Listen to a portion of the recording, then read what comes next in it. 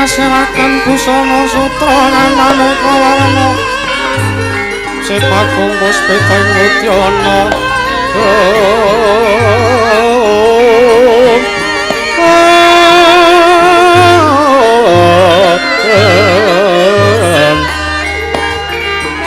arengkeng manek narawata obro prabanya sumirat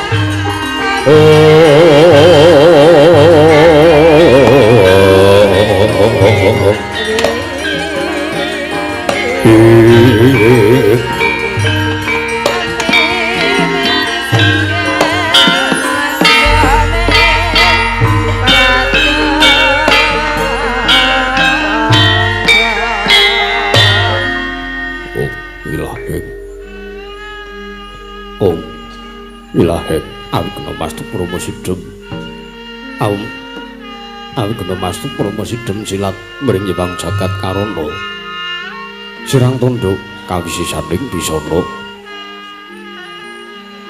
sono sinambung langning kula pestu maksih pestantun namping bundha jinandur tutur katelo tetulut-tulut mring arep parabdya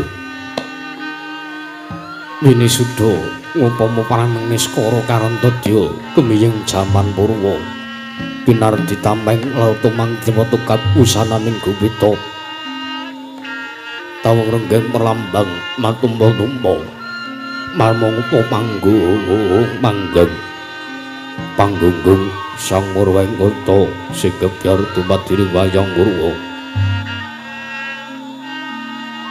Purwakaning kandha narik nuting basa dongeng kina ngemusu rasa yen narasaya karaos mulajari rohang rasa wani uruhing diri rasa rumangsa ngrumangsani eru jalma ngilu kaca jarwe wis naku caing carita becik wis kagelar jroning makliran Yegus Jatri amriksani pagelaran inggih Purwa Surya Candra Darum miwang Kartika wis kinurba ketrating kawasa sahari ratri angedri bawana parateking dosina gilir kepandi temadate petanganing dina sasi warsi windu kang sarta abad tetulan tangkar mangkarta yising rambun teja pating grembyat tetep padang tuwa talang atuga burono yang bronto dadi branantan pawicalan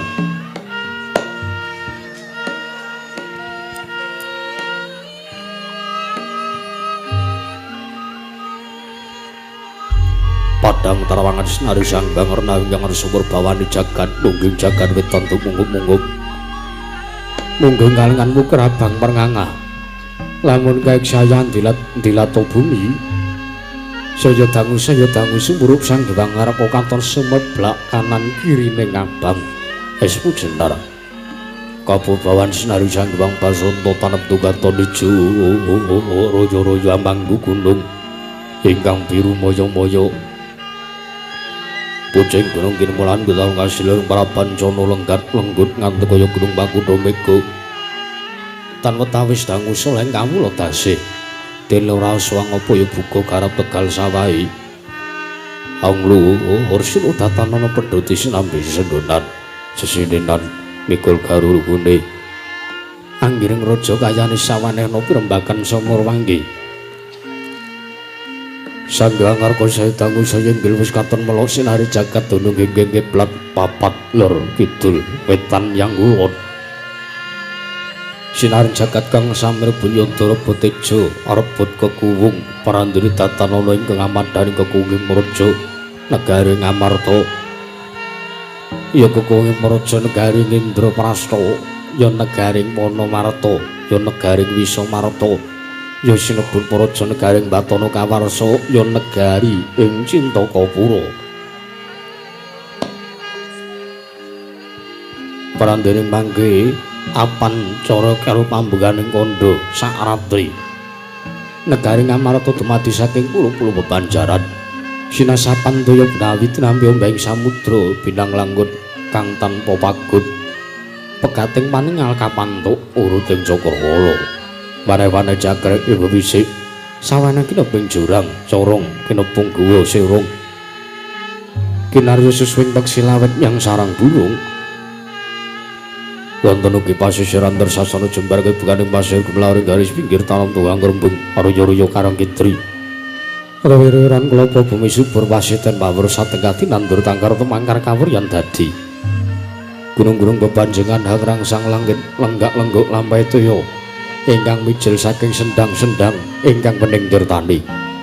Ini ingkang minara para pelem ingkang tinampi waduk binentung-bentung kinariyang eleni sawa miyang pategalaning sang Nara Kesma. Sandatan ana bumi sak cengkenging selo sadya tinandra ingkang murakabi. Pandya Bathari sirang gelar pasabinan yayarut misaro kang mirangga pratiwi. Pategalan uga wilijing kang ngrembuyuk godhongane ambek ngantuk kaya manglun iki tandhe pala kewendhem pala kesimpar pala kumantung sadutan kucawa cinawi tukulan kemawi sarasaning dewi.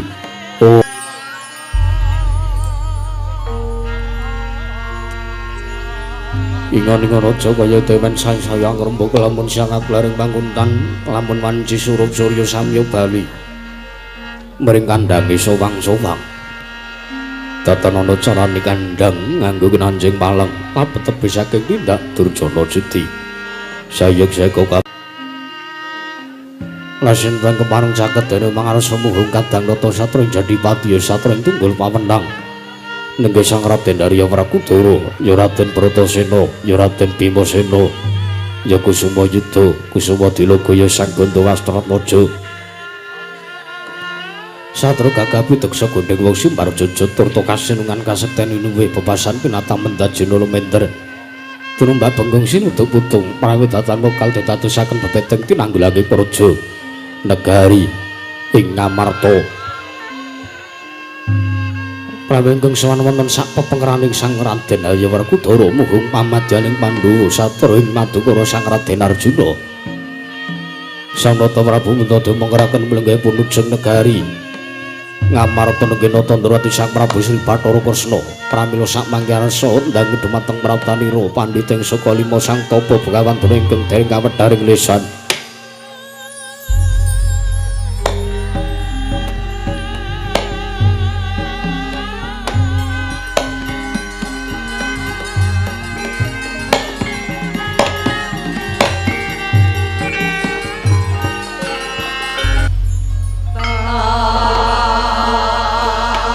Mangkono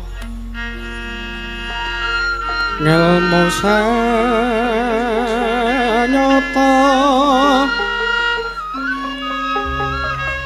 sanyatane mung wae rasa ping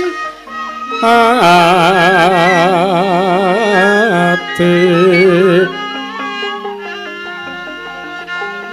bunga ing aran sinaranging aruta kumarak kelanggerang anggungku rungku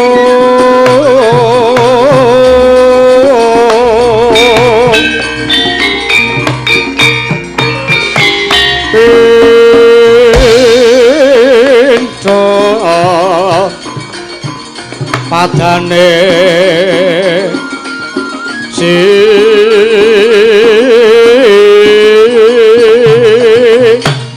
muda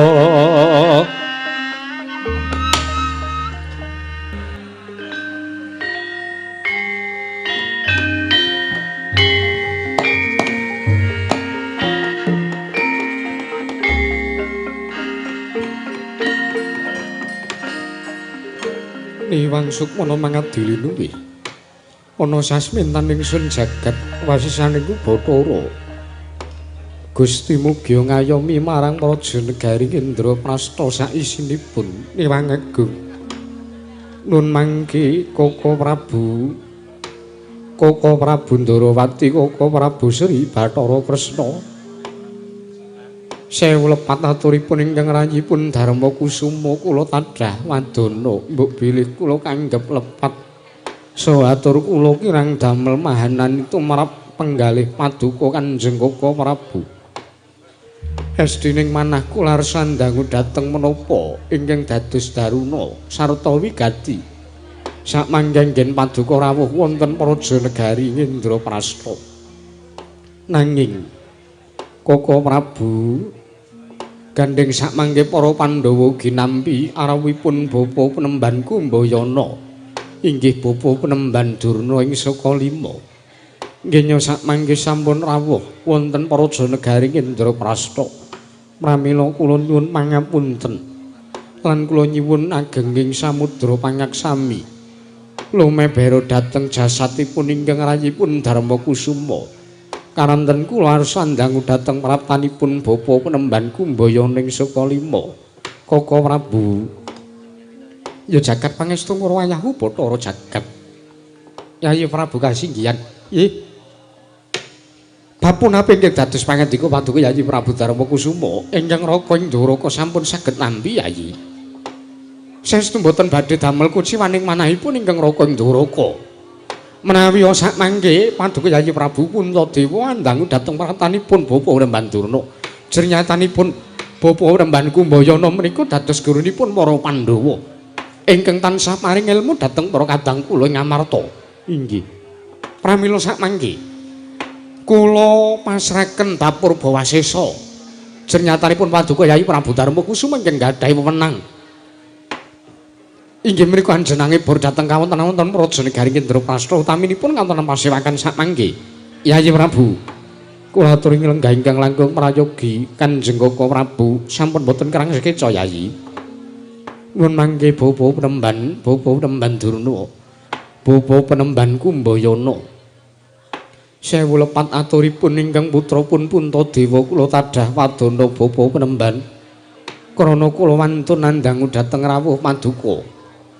Sarawuh Bapa Penemban Durna wonten ing Negari Indraprastha mugya manggih karaharjan kasugengan mugya kanja wonten ngarsa paduka Bapa Penemban Durna, Bapa Penemban Kumbayana. Lale kentas laru gembal manyar-manyar. Duk nang dungkul wana alas dadi wana. Oh, ladalah.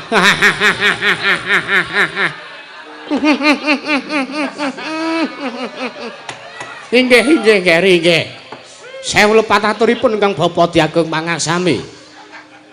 Samangke suwan kula kadang wonten Negari Indraprastha. Dipun tampi dening anak Prabu Darma Kusuma inggih anak Prabu Puntadewa. Inggih Geri inggih. Sowan kula manggih Arja, Basuki ya wana tebih saking beda sowan kula. Kepareng kula ngaturaken puja pangastawanipun ingkang Bapa Mugya Konjuka wonten ngarsa paduka anak Prabu Puntadewa, anak Prabu Darma Kusuma. Bapa Penemban inggih, puja pangastawa sampun kula tampi karya Cundaka Panglingga Murdha mawana kabagyaning gesang kula. Mboten langkung kaprayogatna lenggah paduka Bapa Penemban Kumbayana. Non. Sampun mboten kirang sekeca. Sawanipun ingkang Bapa ing Sukalima ngger, anak Prabu Puntadewa. Wah.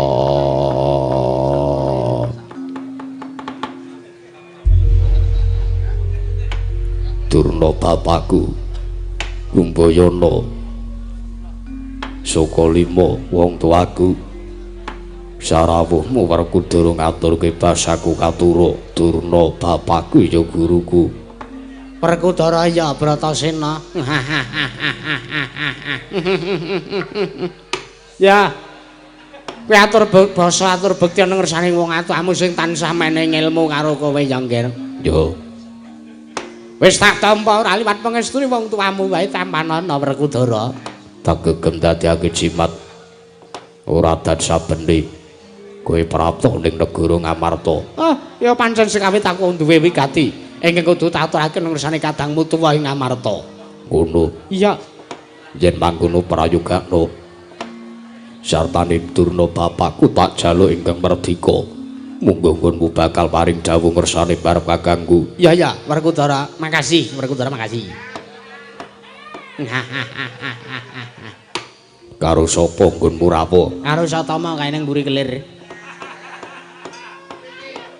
Ket mau mengincer emban sing cerak debok kuwi lho. Sopo? Emban cedi bapak kowe. Ya dijagani Satama aja ngasih nakal. Ora. Kengko tak ombeni CTM terus turu. Ya.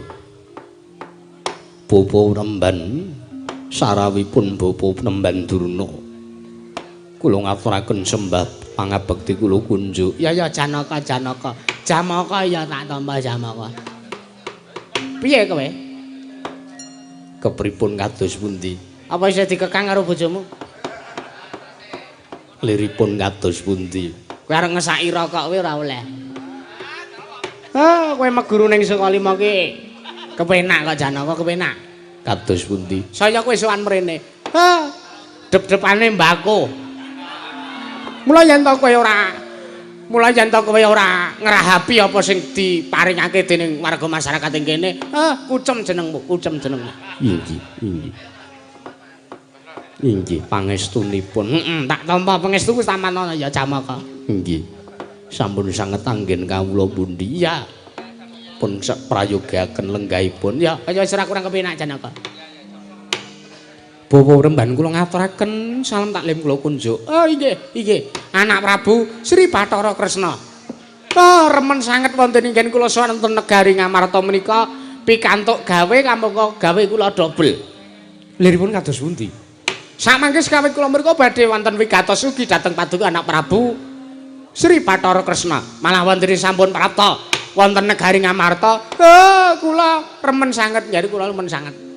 Kula marem teges anggen kula nyambut damel mungkin mboten mindhan gaweni. Mekaten nggih. Pun prayogaken Bapa Remban. Sampun mboten kirang sekeca. Nah. Nuwun mangke Bapa Remban sewu lepat atur diagung pangaksami. Tos pundi kene? Mbok bilih sak mangke sampun rados sekeca anggenipun lenggah. Para Pandhawa sampun saged nyugata lungguh arsa suguh. Tumunten sak mangke kula suwun dawuhipun Bapa Remban Durna ingkang putra pun Darma Kusumarsa nungsung pawarta nyadong dawuh bab punapa ingkang dados wigatosipun wondene sak mangke Bapa Remban Durna rawuh wonten negari Ngamarta. Bapa Remban menapa kula sampun dipun paringaken anggen kula badhe matur nggih. Inggih. Purbawasesa kula pasrahaken sak cekapipun wonten ngarsa paduka Bapa Remban Durna. Bapa Remban Kumbayana. Lole kentas sarubal manyar-manyar duk neng dungkul wana alas dadi wana. Somorante hawela. Menawi kula sampun dipun payogaken anggen kula lenggah, kula ngaturaken manuwun nggih anak Prabu Puntadewa. Jernyatanipun nggih kula sawan wonten negari Ngamarta menika kula dipun uwongaken. Teges kula mboten dipun kewanaken. Ning atasipun kula menika derajatipun pendhita, derajat kula menika brahmana. Kula menika sarjana hukum lho nggih. Kalian anak kula pun Satami menika kula dipun pendak-pendak dinompong tansah dintai, mung dicengi. Liripun kados pundi? Napa wonten cariyosipun wong tuwa kok dipaeka? Menawi mboten ingkang Bapa ing Sukalima menika mboten. Kula menika dipun paeka nalikanipun usul maling menika lho nggih. Wonten ing Sukalima usul maling. Pendak-pendak dalu tansah jagi. Tansah ngrondani kawonten pertapan Sukalima. Dalah suwijining dalu, suwijining dinten para cantrik kula ing Sukalima menika libur prei. Ngaso sawetawasipun ngrondani kawonten Sukalima awit kaanggep aman. Inggih. Lah kok si Satama menika ngebel kula. Kula dipun timbali lumantar aji pameling. Kula dikan mara teng omahe ngendikane enten wong mencurigakan. Mbasa kula mara mbeta pentrung, mbeta cundha manik. Jebul timurun anak kula pun Satama menika madang gedhen. Kula menika dipun paeka dening anak kula pun Satama. Pramila kula ngaturaken manuwun. Keranten kula sowan wonten mriki menika dipun sugata kanthi luar biasa. Liripun kula menika namung tiyang sepuh teka kula dipun paringi pasugatan ingkang estu elok kados mekaten. Sinaosa kula mengkeraken anak kula pun Werkudara ingkang ugi saged dipun wastani biogas menika. Lenanging kula bombong sanget nggih, bombong sanget. Lajeng menapa ingkang dados wigatosipun kula sowan? Sepisan sala mriku tetinjel dhateng kararjanipun anak-anak kula pun para Pandhawa nggih, utaminipun paduka anak Prabu Puntadewa inggih anak Prabu Darma Kusuma. ngaturaken panuwun ingkang tanpa pepindhan. Nggih. Ndungkap angka kalih sowan kula mboten saking kekarepan kula piyambak, nanging kula menika nuruti dhateng krenteking laku. Krenteking manah. Lampahing suku kula parikedah sowan wonten ing negari Indraprastha. Awit nuhoni dhateng menapa ingkang dados sabdaning dewa dawing Jawata. Nuwun sewu ngger mboten dangu malih ingkang bapa ingkang kalima menika badhe ngawontenaken wisudan. Wisudan angkatanipun sakbare angkatane anak-anak kula Pandhawa menika. Badhe ngawontenaken wisudan. Nggih. Awit para cantrik mau jaga para siswa wonten penerapan Saka Lima menika bibar nggarap ujian. Kenaikan kelas kalian ujian kelulusan. Menika wonten syarat sroning kekedah kula tempuh dewa paring dawuh lan dewa paring wisik dhateng ngersanipun ingkang bapa ing Saka Lima. Drona. Yen to jeneng kita kepengin arahayu sartane kepengin besok siswa kita kuwi bisa dadi siswa ingkang lahir lan batin bisa piguna ngilmune ingkang mbok paringake kelawan siswa-siswamu. Kowe kudu nggunakake salah sawijining syarat srana. Wondene syarat srana kuwi ana kapirang dadi rong perkara.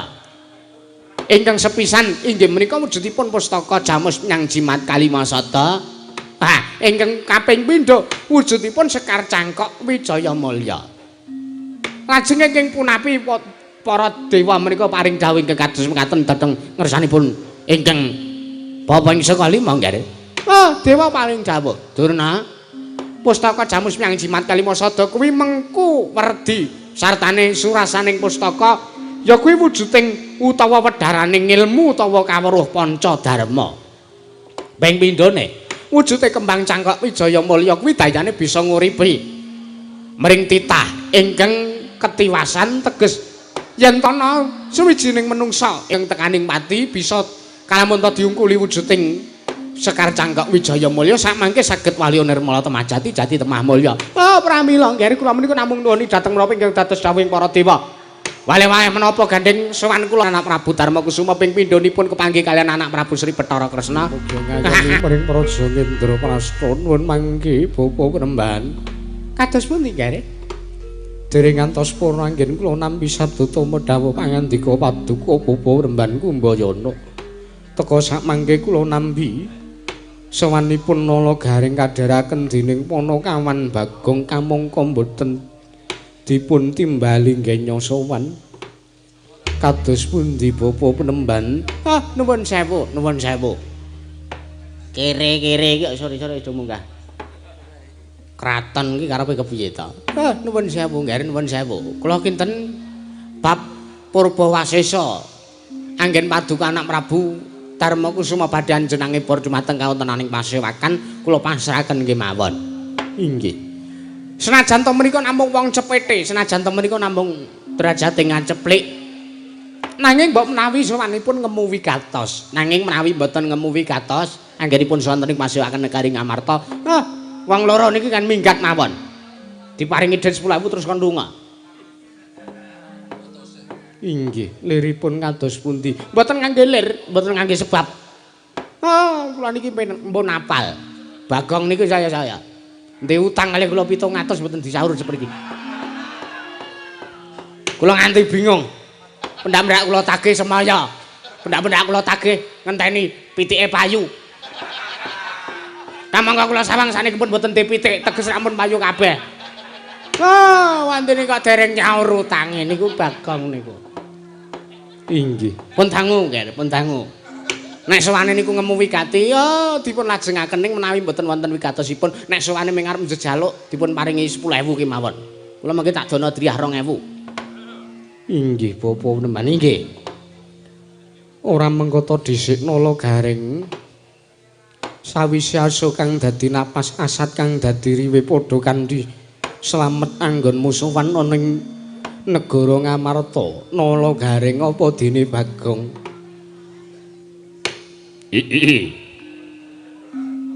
Aduh. Nona met masang kaliman tabit tinebihna ing iladun idum mawing tawang tuwang. Siji wae Mas, pindhing siji Mas aja 6 Mas. Nuwun sewu sinuwun. Anggen paduka Gusti kula Sang Nata sinuwun Prabu Sri Darma Kusuma. Animbali dhateng pratanipun ingkang abdipun Nala Gareng, inggih ingkang abdipun Pandu Bregula. Sowan kula anggen paduka timbali, anggen paduka bagiaken.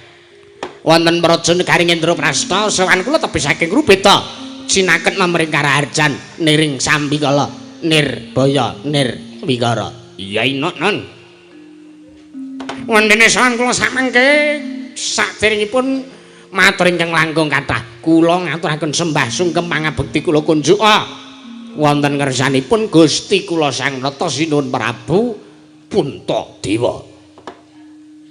Wontenipun menawi kathah lepat kathah klentah klendru aturipun ingkang adipun Nala Gareng kula nyuwun lumebering sih samudra pangaksami. Iya Nala Gareng sih atur bekti ana ngarsaning sun mboya liwat pangestuning sun tampanana. Ha iki sendika sampun sanget anggen kawula mundi dadosna jimat paripe dayananing kasantosan gesangipun ingkang adipun Nala Gareng. Paring pangestu paduka badhe kula kapetekaken wonten ing Jaja rumeting werda dadosaken cahya nercaya daging rakayuwanan. Sowan kula manggih widada lan sowan kula sampun mboten kirang prayogi. Ponokawan Bagong padha kanthi slamet sowanmu. Bojleng-bojleng iblis lanat padha jeng-jengan. Desmalane ngrat panus maning jajalanan gelak-gelak ing bumi iblis lanat. Sing apik to matur sowan ngersane ratu ki mbok ya tata basane ki sing bener. Ora bener piye kaya ngene ki ya bener. Ora bener rak mungguhmu. Lah nek aku bener bae. Ya wis. Kowe iki dikomangi wong tuwa ki sak ngeyel tenan. Ora kok le ngeyel lha wong ki ndek prinsip dhewe-dhewe ren. Iki relevan tumrap aku, ora relevan tumrap kowe. Oh ya. Awet berkah pamujinipun Sinuwun Prabu Dubriksa. Kok Dubriksa ibu to? Iya pokoke Puntadewa. Sinuwun Prabu Darma Wasesa inggih Sinuwun Prabu Darma Kusuma. Sawanipun ingkang abdipun Ponokawan Bagong manggih wilujeng sinuwun. Mboten langkung kula ngaturaken tebasiti sekul bintuling ron kula apa. Apurta bala telepar kula ngaturaken sembah sungkem pangabekti kula kunjuk. Sinuwun. Iya Ponokawan Bagong. Ora mengkoto dhisik. Terus pundi? Aku gumone ing atase sowan Nalendra kok mung nganggo kathok kolor. Mongko mung bligung ora kelamben. Niki mboten kok bligung mboten niki adat lupi ingkang sampun kelampahan wonten ing dusun kula ing Pringapus mriki. Menika naminipun tradisi ngligo. Iya. Nggih, menika basahan. Iya. Basahan iki nek cara manten kae. Ya men, iki ora basane terbasah-basah. Iya Ponokawan Bagong tak tampa pangestuku tampanana. Ya enak sampun mboten kirang anggen kula nampi. Malah menawi wonten kirangipun badhe kula suwun malih pangestu paduka. Prayogan. Sampun mboten kirang sekecot. Anggen kula sonten negari Ngamarta sampun pikantuk lungguh lan aruh ingkang dereng namung sugihipun. Kowe iki daya ki mbok ya sing ngajeni karo sing di omah sak ora-orane kowe iki ndek tata krama. Ayo lumrahe wong mertamu ki disuguh. Ngono lho, pahit wae ora apa-apa aku. Karep-karep megang. Apa? Ponokawan Gareng lan Ponokawan Bagong padha kanthi slamet sowanmu. Awit berkah pamujinipun Sang mriku. Wah. Lek Durna. Slamet sowan kula, Lek. Bekti kula katur. Ya, wah ngundang pendhita kok sageleme dhewe lak-lek. Wong sampean niku adik kula kok ya kula mbasake anak kula kok ya. Anak kula nek ngundang sampean niku, Lek. Kula karo sampean niku tuwa kula. Ya, sakarepmu. Nggih. Tak tampa sembahmu pangestuku tampanana. Sampun sanget anggen kawula pundi. Oh, wong edan Bagong wong kere, Bagong wong mlarat, Bagong wong goblok, Bagong padha kanthi slamet tuanmu. Sik penemban.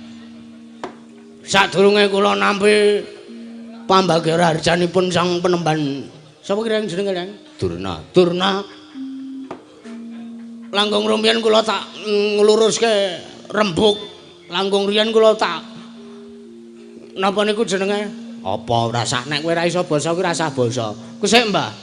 Saurunge aku nampa pambagya raharjamu, aku tak ngluruske perkara sing mau wis ta ngendikake. Perkara sing apa? Sing endi mau reng? Ah ya mbuh, wah kowe iki ngrungokke rembug ya karo ngrekam kok ya. Sing perkara sampeyan mau lho. Ngendika nuwun mangke anak Prabu Darmakusuma nek pancen praptanipun kere-kere gedibal menika ngemu wigati nggih dipun lajengaken nggenipun perambakan. Ning nek umpama sawane menungsa loro niki mung arep jejaluk pun mengke diparingi dit 10.000 kula tak urun 2.000 mengke riyen.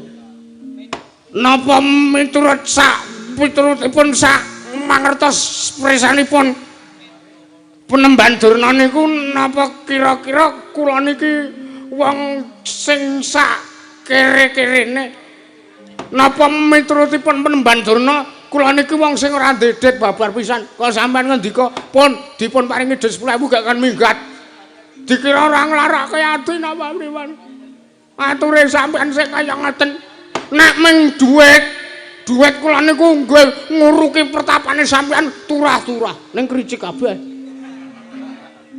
Ngaten. Jelengane anak kula. Sik, Mbah, sampean ki aja sok waton ngempukke watu ngantoske barang sing wis empuk. Ngaten.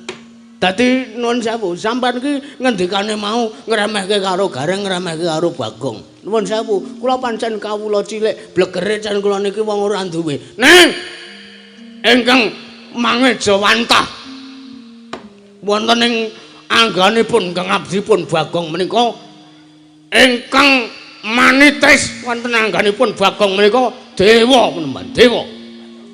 Dewa sapa sing nitis ning anggamu? Bathara Kala. Wah, Bathara Kala ki dewa Sukerta kakne. Sapa dewa sing apik ana? Ora rasa dewa-dewonan. Mboten dewa-dewonan. Mboten enten dewa sing nitis teng kula. Ning senajan to ngaten, kula niki kawula cilik. Sowan kula teng mriki niku pun ditampi kalih Sang Prabu Darma Amisesa. Inggih sinuwun Prabu Puntadewa. Sampeyan teng mriki ra ya ming dayah to, Mbah. Ora ana jamak lumrahe wong apa jenenge rek ambuh. Wong nindakake kewajiban padha-padhale daya kok arep mundurke karo padha-padhale daya niku nek cara kula sakarepmu. Aku ora arep rembukan karo kowe. Oh, pambagya raharjaku arep tak tampa, arep ora tak tampa sakarepmu. Nggih pun. Bakti kula katur Penemban. Ya, tak tampa pangestuku tampan ana. Nggih. Ora apa-apa lah. Loro ati ya ming apalah daya diriku yang hanya seorang biduan. Sambunge apa kok sing seorang biduan ora. Nala Gareng lan Bagong padha kanthi raja. Pangestunipun sinuwun Prabu pun sapa niku? Sinuwun Prabu Sri Bathara Kresna sowan kula wilujeng sinuwun. Mboten langkung kula ngaturaken sembah bekti kula kunjuk. Ya ya Nala Gareng pangestuku tampan ana. Ha inggih. Bagong padha kanthi slamet. Berkapamujinipun sinuwun Prabu Ndarawati bekti kula kunjuk sinuwun sowan kula wilujeng. Ya ya pangestuku tampan ana Bagong. Nggih, sampun sanget anggen kula pundi. Nala Gareng apa dene Bagong padha kanthi slamet. Pamujinipun Ndara Werkudara sowan kula manggih wilujeng Ndara bekti kula kunjuk. Nggih, Ndara Werkudara bekti kula kunjuk. Yo, tak tampa ora lewat pangestuku tampan ana. Nggih, kula gegem. Nggih, kula pundi. Bagong lan Nala Gareng padha kanthi raharja sowanmu. Oh nggih, Ndara. Ndara Janaka bekti kula katur. Iya tak tampa. Nggih. Ndara Jarmaka Susila Werdaya. Pun wilujeng sowan kula bekti kula kunjuk nggih Ndara. Iya. Pripun garwane tesih keleng napa pun tesih kathah napa pun keleng? Arep ngopo? Ndak mbok menawa enten elek-elekane kula gelem ngopeni kok. Ora ana ya kanggo kabeh. Waduh. Terus pripun niku le nganggukke? Napa sampean ndek piranti dobel ngono? Kok kanggo kabeh niku. Ora celemongan kowe. Ya ora mau kal kaya drijine jempol kabeh. Nala Gareng. Kula wonten dawuh. Gawe kaget sowanmu tanpa tinimbalan ana wigati apa? Saderengipun kula ngaturaken nyuwun pangapunten ingkang kathah wonten kersanipun Sinuwun Prabu Puntadewa. Wondene menapa tengking dados darunanipun ingkang atipun Nala Gareng sowan wonten ing negari Ngamarta menika. Nuwun sewu. Sepisan ngaturaken sembah saking bapak kula pun Semar kunjuk wonten kersanipun Sinuwun Prabu Darmakusuma. Iya tak tampa. Nggih. Ingkang dunggap monggo kalih. Nuwuni dhateng menapa ingkang sampun kula aturaken bilih bapak titip sembah kagem Sinuwun Puntadewa. Kula menika namung minangka duta pengelawung saking Bapak Semar. Duta panglawung, duta kongkonan panglawung tegese raja pati. Sapa ingkang tekaning pati Nala Gareng? Lho, mboten sida, Dik, mboten sida. Sing konsisten gepuk cengelmu lho kowe. Duta penglawung iki Rajapati. Teges umpama aku sowan mrene ngaturke duta penglawung ngaturke sripahan. Ya iya, Iya. Mboten sida ngaturaken duta penglawung nanging kula minangka duta kongkonan saking bapak kula pun Semar Badranaya. Bilih kula kedah sowan resanipun Sinuwun Prabu Darmakusuma wonten menawi dados wigatoosipun. Sowan kula menika minangka lidah sinambung saking bapak kula kedah ngaturaken menapa wontenipun. Kahanane apa Nala Gareng? Kisruh. Men aku seneng nek kanca-kanca kisruh. Nyuwun pangapunten saderengipun sinuwun. Wontenipun kula sowan wonten mriki menika. Kula namung badhe matur bab ngawontenanipun bapak. Nggih. Bapakmu kena ngapa Nala Gareng? Piye Kang? Nganu bapak meh modar. Wah, cangkemmu kowe ora. Aku ngaturke wis ngati-ati tak jaga tenan subasitaku mah bapak modar. Ajeng dumugi nang Serna. Bedane apa Kang kowe iki wis ora usah sedih-sedihan. Sinuwun. Napa niku? Sowan kula wonten mriki menika namung badhe matur bilih sak mangke sampun wonten tigang candra ri kalenggan sak mangke bapak kula pun Semar Badranaya menika nandhang yadi. Tegesipun menika bapak menika nembe sakit, bapak menika nembe lara ya Kang. Nggih, stroke. Ya ora kok stroke ora. Bapak kumat tedune. Wantil dasmu kowe ora. Kajeng dioperasi niki. Bapakmu nandhang roga nggih. Mas, kula goleki syarat serana dukun mrika-mriki mboten kepanggih, mboten saged damel serana damel waluyaning bapak. Kula betateng dukun Magetan mboten mempan. Terus kula teng dukun Jombang. Dukun Jombang nggih mboten mempan. Kula teng dukun Ngawi. Terus dukun Ngawi malah ndadekke saya edan terus kula mringgake teng bapak. Pak, mbok kowe bunuh diri wae aku ya. Kowe iki ya mung padha ndene kaya aku kok reng iki. Pokoke sakitipun bapak mriku sampun prasasan mboten wonten tambanipun. Sakite bapak kaya-kaya wis ora ana tambane, wis ora ana serana sing bisa dadake serana waliyanipun bapak inggih menika nggenipun nandhakira ingkang kados mekaten. Lah niki wau sonten kula bar salat magrib niki lho, niki sarung kula niki tesih kula nggih sabukan niki kula niku bar salat magrib. Lah kok bapak niku bengok-bengok. Ceritake, Gong. Nggih. Gareng niku bar salat magrib.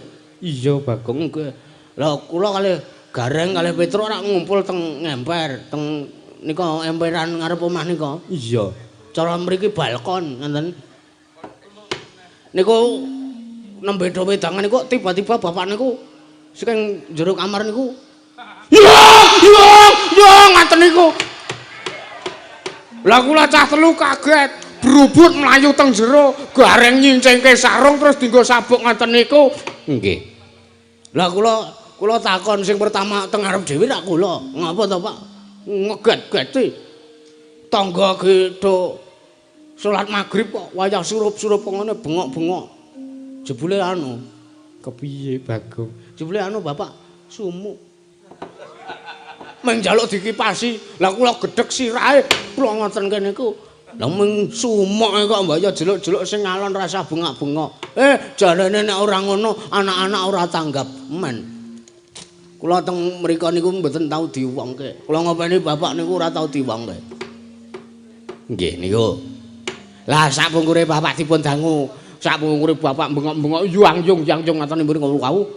Terus bapak ngendika, monggo radan sabene bapak niku catur netra kali anake mbarep. Wong kula niki anak mbarep niki ming dipasrahi ngopeni adi-adine celeng niki napa Bagong niku alih Petruk niku kula sing dipasrahi goleke dhuwit niku dipasrahi ngopeni niku. Lah napa mboten kula niku sing kekeselen ta sinipun. Lah dumadakan bapak niku paring dawuh kalih kula. Nala Gareng, lehku lara iki jane ora kok lara fisik. Ora kok kumat tedhunku ki ora. Ning aku ki mung duwe gagasan, aku mung duwe unek-unek. Nek Sinuwun Puntadewa ki wis ora tau kok jeneng wis suwe ora tau kok nimbali karo pratane Semar. Yen to Semar ditimbali sowan ning negara Ngamarta kuwi wis umum, merga Semar kuwi minangka kawula cilik sing kudu nindakake kewajibaning kaprajan. Lah bapak ngendika, sing ndadekake bapak mikir nganti kaya-kaya dene wong lara niku jebul tinemunipun bapak niku kepengin dipun tinju. Ditinju kuwi dikapake. Ditinju mriku dipun pias.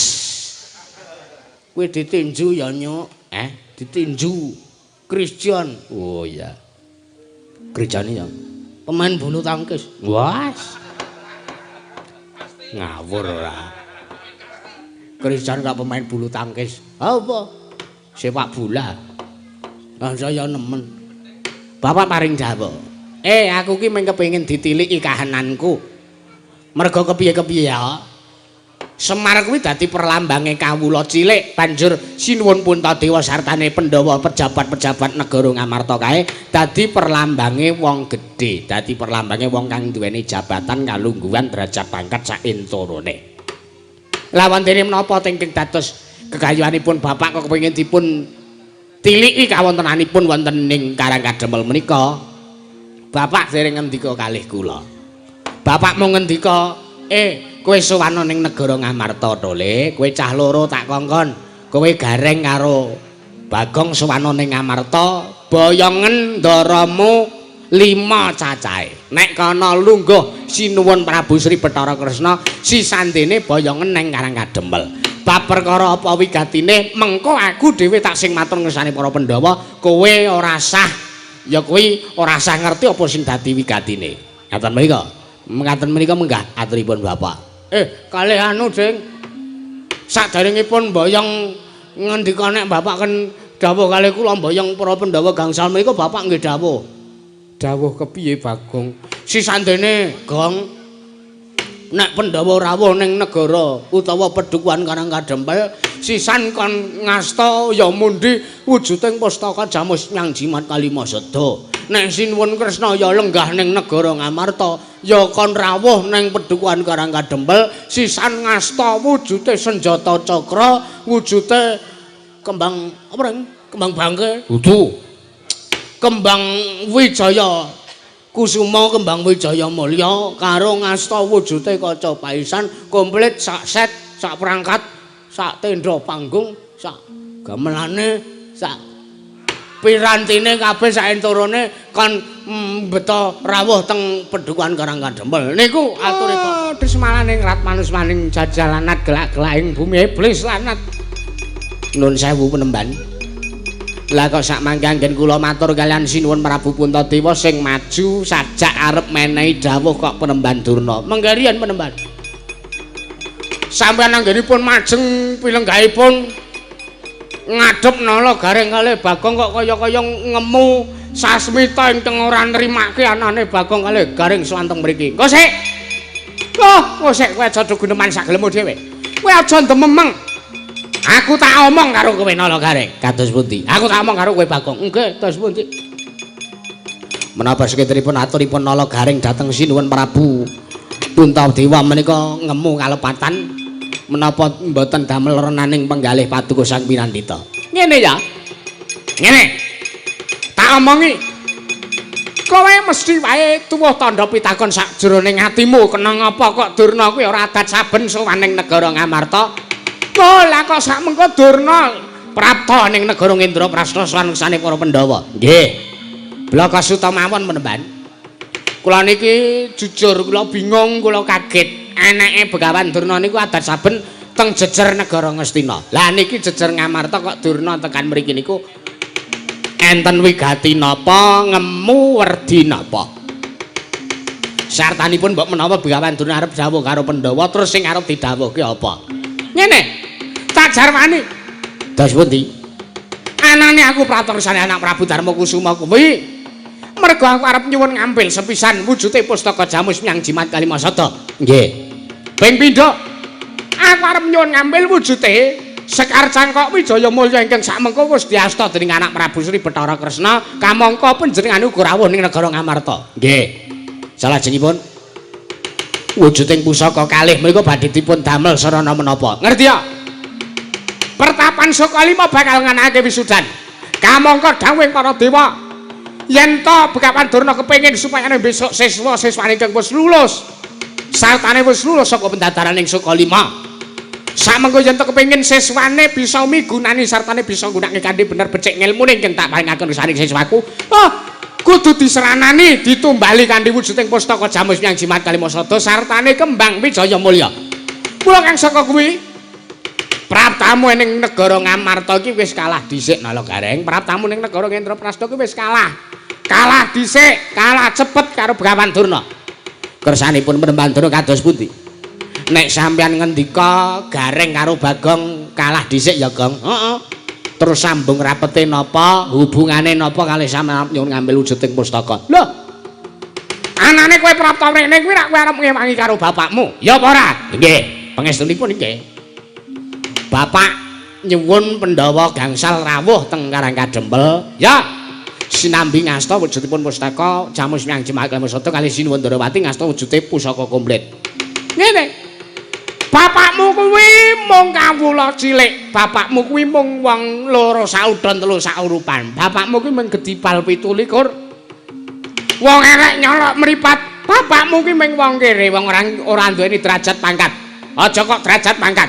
Bondo donya sartane panguwasa kuwi ora gablek, bapakmu ora ndarbeni. Lah kono apa? Ning atase anak Prabu Puntadewa sartane Pandhawa kuwi wong agung lho, nala Gareng, wong agung. Dudu wong baen-baen. Oh, kuwi priagung, kuwi Nalendra, apa meneh anak Prabu Puntadewa kuwi sing sinembah dening kawula sak negara Ngamarta. Lah bapakmu ki ya kawula negara Ngamarta. Lah kok delangap-delangap aturmu ngandhake yen to bapakmu kepengin dirawuhi Pandhawa 5 jangkep. Apa ora jeneng cecak nguntal cagak. Cebol kayuh wulan mutong etong lintang bapakmu kuwi.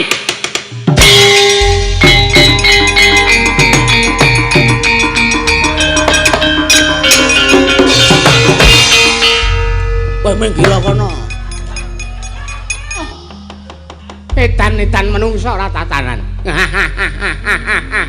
Wis bener sing dadi pandugane Begawan Durna yen to sak mengko aku ngelek-elek Semar mesti Bagong ora trima. Bagong mijil. Jan aku ora trima penemban. Sampeyan arep ngopo kowe? Nek aku ora nrimake mergo sampeyan ngelek-elek bapak kula, nek aku maju wani karo sampeyan terus sampeyan duwe pemenang apa? Mengke riyen sampeyan aja waton bisa ngucap lho penemban. Niki teng Datulaya, niki teng Pasewakan. Nek ajeng Bantayuda, nek ajeng elek-elek bapak niku ampun teng mriki, ning mengke teng alun-alun nek Pasewakan pun bubar.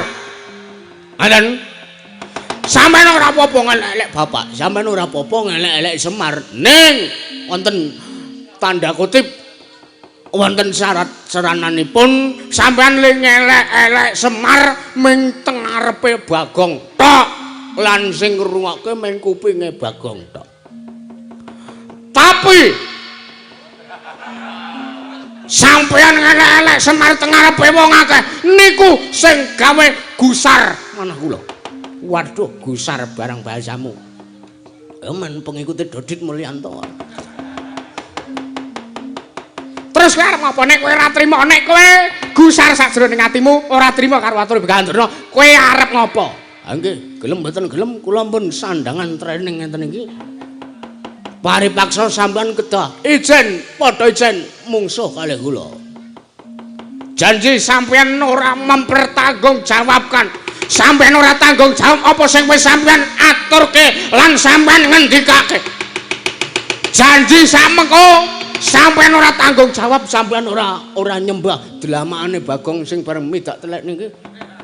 Mergo sampeyan ngucap ngrasani bapak ngelek-elek martabate bapak teng ngarepe wong akeh.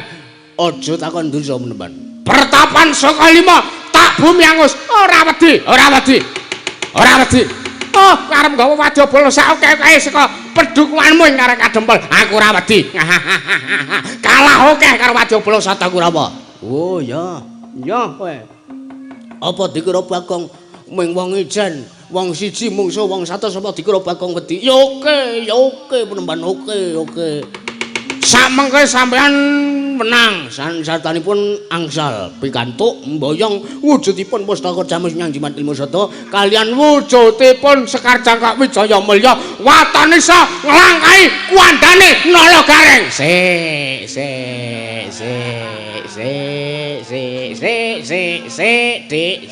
Apa? Sing duwe wenang tumrap pusaka loro kuwi mung sing kawogan. Sapa? Ayo sing kagungan. Wujude Sekar Jangka Wijaya Mulya karo wujude pustaka Jamus Nyang kuwi sing kawogan sing kagungan Sirun Putadewa karo Sinuwun Kresna. Heeh.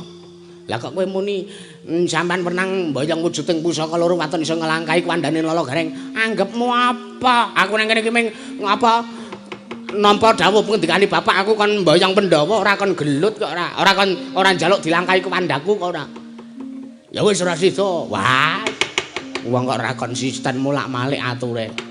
Ngaten penemban, nek sampeyan kira-kira ora nrimake anane Bagong, pun teng pundi anane wong Bandayuda dudu nang kene papane netel kadigdayan. Karep arep piye? Medal Jawi kula dheaken kula glandang pusaka kadewatan.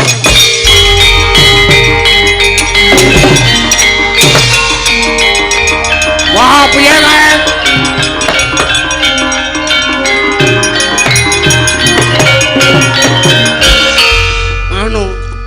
Ngapunten sinuwun, ana kawan Bagong piye? Kula saya ora ora nrimake sepisan Begawan Durna muni elek karo Bagong. Iya. Begawan Durna napa niku ngucap ngrasani bapak teng ngarepe wong akeh. Sak banjure ping pindhone Begawan Durna gawe runtik atine Sang Tapa Pak Pangeran Bagong. Niku gawe lara atimu lire piye niku lho mengke riyen Gareng niku kakang kula kok didukang janggute niku kula ora trima sina kula ajeng medal Jawi nyuwun pamit prayogaken rawuh pirembaganipun.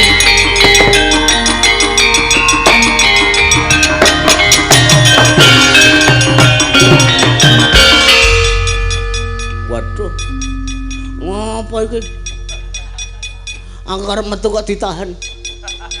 Wong arep metu kok diempet. Aku arep metu kok ora oleh. Ngapa iki? Mandeg. Pripun? Mandeg. Wah, nek kowe sing kabekti karo Werkudara, aja mbok pacut lemu arep metu njaba. Mbok kula mboten entuk metu njaba niki. Ora. Ya pun kula tak medal teng jero mawon nggih. Mandeg.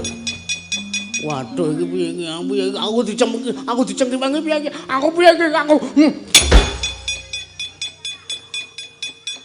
Pripun lho? Waduh. Aduh. Cilaka iki. Sing akon kowe wani karo Durna bapakku sapa? Liripun kados pundi? Sing ngakon kowe kon maneni aturi Durna bapakku sapa? Sapa ngaku? Oh, iya. Ya ora ngono kuwi to. Aku ki mah dadi nek ngene iki aku dadi pekewo karo sampean to iki ndi to iki lingguane kok adomen to iki. Rene. Kula penak teng mriki kok. Rene. Kae lho kowe dikon rono. Ya ora ngono to. Menungso ora tatanan ratu kok dijoroke sak geleme dhewe. Wah sampean ya sak geleme dhewe, kula niki wong tuwa kok dicorok-coroke. Pripun? Sing ngakon kowe wani karo Durna bapakku sapa? Mboten enten sing ngakon. Lah pripun? Kowe ngerti apa ora? Mboten. Wah, mula tak kandhani. Anggere dikandhani wong kula mboten ngerti. Kowe ngerti apa ora yen to Durna kuwi sing meneng ilmu karo Werkudara? Ngerti. Banyu suci Perwitasari sing maringi Begawan Durna. Nggih to? Ya. Sampeyan tansah nyembah, tansah mundi kalih ingkang guru inggih menika pun Begawan Durna. Ning akan tetapi menapa guru niku pantes sinembah, menapa pendhita mbuh menika sinten kemawon sing sampeyan aosi, sing sampeyan ajeni, sing sampeyan bekteni, napa pantes dipun sembah lan napa pantes dipun ajeni menawi sampeyan piyambak midanget nek guru sing sampeyan pundi sing tansah sampeyan sembah, sampeyan aosi, sampeyan bekteni ngelek-elek wong liya teng ngarepe sampeyan. Wah, Werkudara ora trima. Sampeyan ora trima mergo kula wani karo gurumu. Sampeyan ora trima mergo Bagong ngelek-elek Begawan Durna teng ngarepe sampeyan. Kula ya ora trima. Kula ora trima bapak kula dielek-elek teng ngarepe wong akeh. Nek mengandake ora trima, padha kita ini sama-sama membela bapak. Maka dari itu sudahlah nak. Sudah. Pulanglah nak, ibumu marah. Sambung rapete apa? Dijak patu, jak guneman malah puisi. Sampeyan ora trima. Kudune sampeyan ngerti gurune sampeyan ndek patrap sing kaya ngono ki nek pancen nyata sampeyan murid sing ngabekti sing ngajeni karo guru sampeyan ngerti patrape bapakmu gurumu sing kaya ngono ki kudune dikandhani mergo gurumu kuwi nandang luput nek pancen sampeyan ngaosi karo gurune sampeyan. Ngoten. Wah, nanging kowe wani karo Durna bapakku gawe runtik atine Werkudara. Runtik karepmu ora karepmu. Kula teng mriki niku sawan kalih Sinun Puntadewa ora sowan teng sampeyan kok. Nek sampeyan arep ora nrimake karo patrape Bagong sing sajak wani kalih Begawan Durna, ha monggo nyododo ndi dodo. Ngono wae padha lanange kok ora.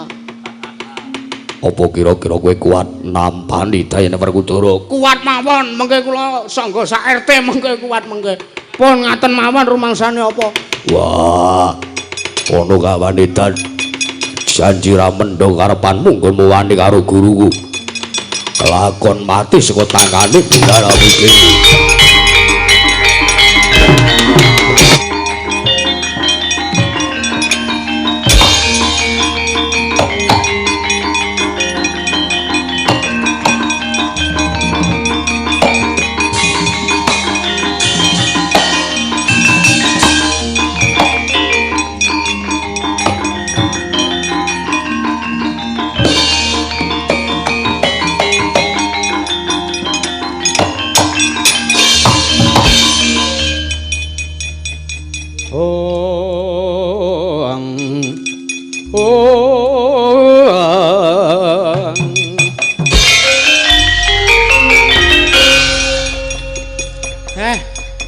Matur nuwun ngaparingan paripurna gangsar lancar wiwit purwa madya lan wusana. Kowe kula ora ngira babar pisan arep kelakon penjangkane Semar leh kula mbangun kayangan, Ndara. Ya. Kabeh kuwi ora dimangerteni. Yen to pancen Gusti ngeparengake kasembadan kayuwanmu. Wah, mula bakal dadi kuncara lan langgenge katentreman ing negara Ngamarta. Pangestunipun. Ya. Wusana kula ngaturaken panuwun kathah kalepatan atur kula nyuwun lumebaring asih samudra panganggek sami. Mugi-mugi sak mengker kula saremban saking mriki pinaring ana karahayon. Wilujeng tebih saking rubeda cinaketna ing karahayon kawilujengan lan sak panunggalanipun. Yo. Pungkasane ngatur kula slamet sing nanggap, slamet sing ditanggap, slamet sing nonton tanggapan, slamet sakabeh-kabehane sastra mulya memayu hayuning bawana mbabar kamulyaning jati ya dipun tutup karining Gutaka Ndara. Yo, ngestoke Semar.